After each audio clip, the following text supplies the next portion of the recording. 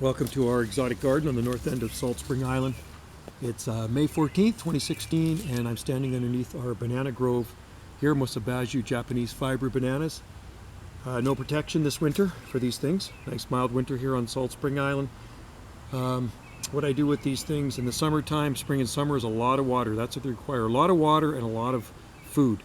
And feeding these things, I strictly use the organic method, mulching the leaves. So I take the old leaves off and I cut them up, throw them around the base, and those rot down. I use coffee grounds, bags of rotted manure, good topsoil, and like I say, lots of H2O, because at this time of the year they're growing a leaf a week, and these leaves can be over 8 foot in length. So I've had these at different locations of our property over the years, and unfortunately the native western red cedar roots, the placata, have infiltrated the root system of this and sucked the life out of them in the other areas. So I moved them here 2 years ago, and they are just thriving. So the idea here is we have a path between them.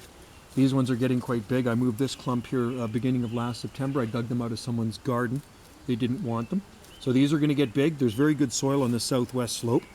And if I keep these things watered, they're going to be happy, healthy Musa basjoo bananas. They do have bananas on one of them up here that overwintered with no protection.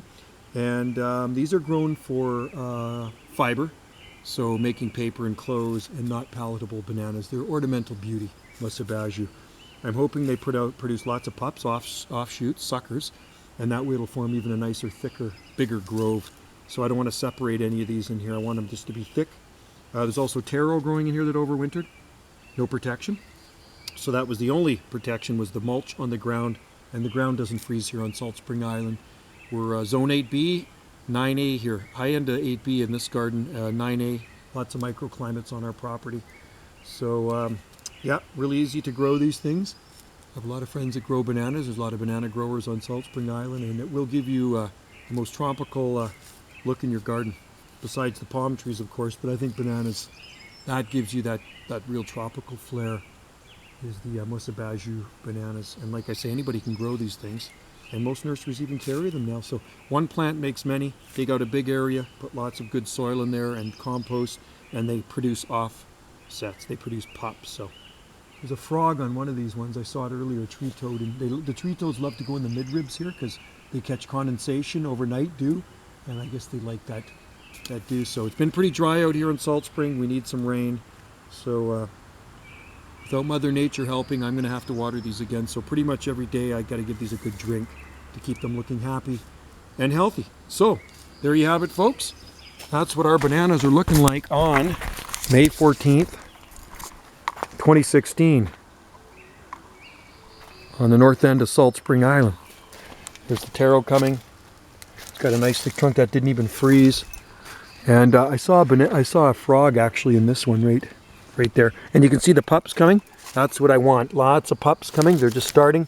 I'm not separating any of those. I want these guys to grow up, form a nice, thick clump.